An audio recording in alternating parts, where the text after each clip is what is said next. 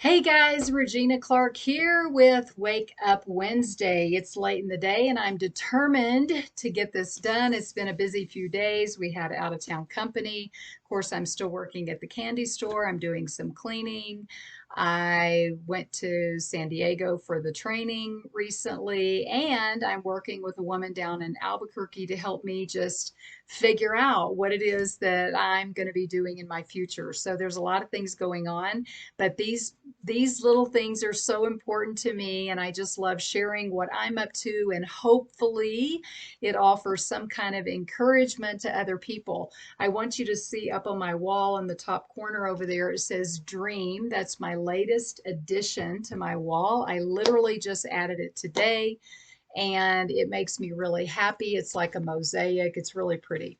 So, dreaming is so important to me. Inspiration, dream, vision, having a goal. And that's why I wanted to talk about this idea of hope.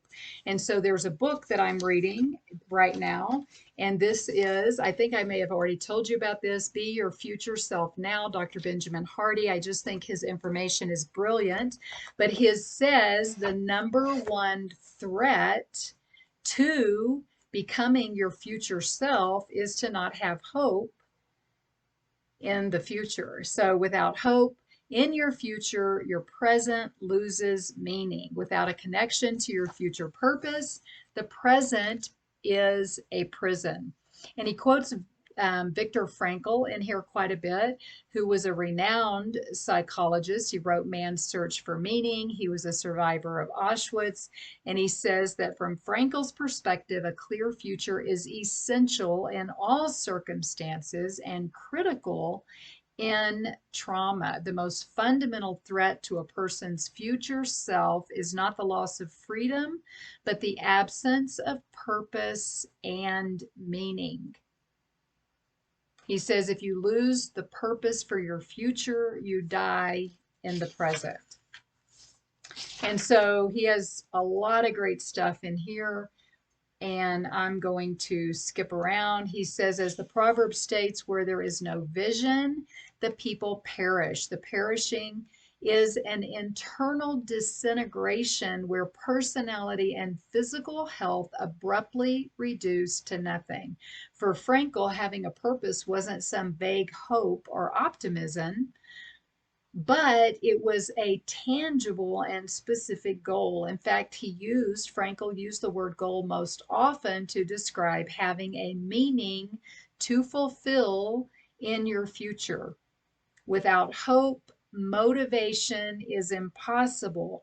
You can't be motivated toward action or outcome with zero hope in its possibility. So you can see that this is such a foundational element that I think is worth talking about and figuring out. If you are feeling hopeless, we've got to get something going on here, because it's going to have a detrimental effect. So having some future goals, something we're moving towards, something we'd like to see happen, some change we'd like to make, something somewhere we'd like to give or make a difference, finding something in our lives that makes it meaningful and purposeful. Okay, so he also says the first and most fundamental threat to your future self is not having hope in your future. Without hope, the present loses meaning. Without hope, you don't have clear goals or a sense of purpose. And I'd like to remind us that in Thessalonians, we know it says that hope is the anchor of the soul. It's an anchor so that we are right, we're not just adrift on life's oceans, but we have a way that we're anchored in because we're looking forward to something in the future. And then the second book I wanted to reference, again, I finished reading this, The Gift, Dr. Edith Eger.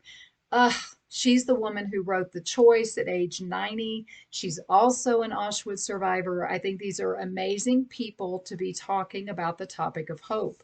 So in this book, it's 12 lessons to save your life.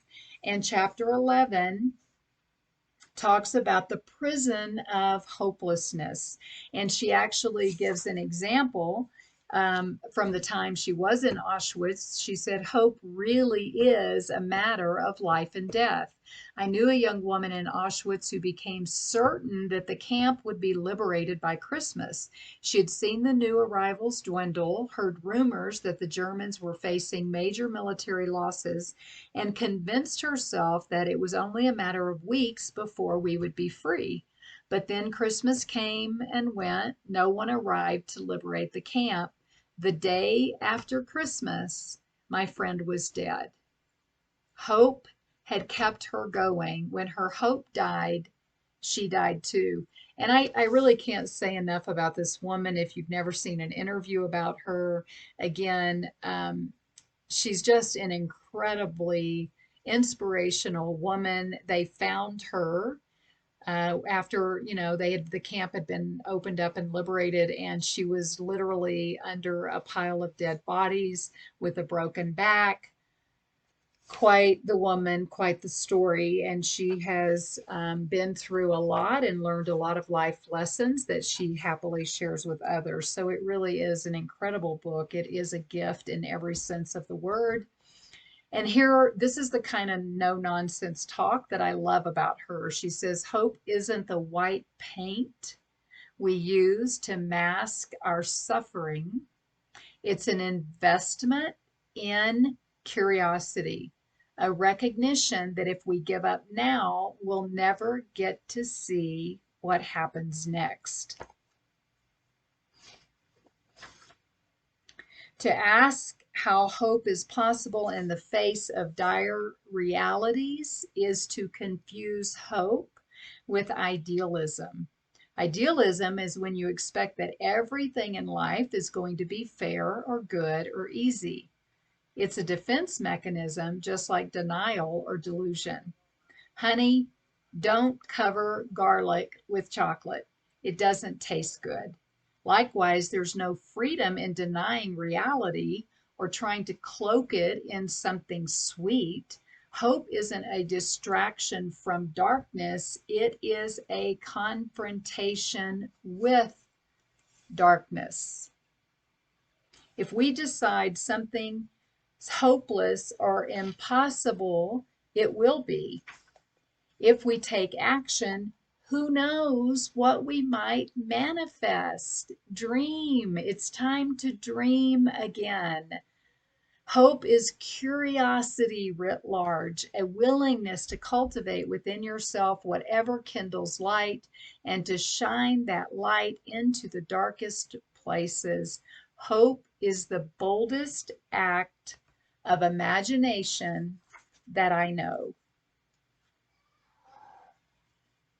She says, my Aunt Matilda, who lived to be 100, woke up every morning and said, it could be worse and it could be better. That's how she started each day. And then Dr. Edith says, I'm 92, and most days I wake up and feel some kind of pain. That's reality. It's part of aging. It's part of living with scoliosis and damaged lungs. The day I feel no pain is the day that I'm dead. Hope doesn't obscure or whitewash reality. Hope tells us that life is full of darkness and suffering, and yet if we survive today, tomorrow we'll be free. And again, I just think her wisdom and insight is incredible. And I hope there was something in here today that you can hang on to, that you can think about, that, what is it that you want for your future self? It's so important that we're curious about what's going to happen next. What can we do? What can I manifest? What difference can I make? And I still am a firm believer that I don't need to just run out and give to all these causes. The greatest contribution I can make to mankind is to take care of myself. to spend the time that I need to so that I can be physically, mentally, spiritually, and emotionally sharp and on my A game. And these are some of the things that help me to stay inspired, to stay motivated, to know that the future is always there's hope for something better. So until next week, take care of your beautiful self and remember how amazing you are and that your contribution in this world makes a difference.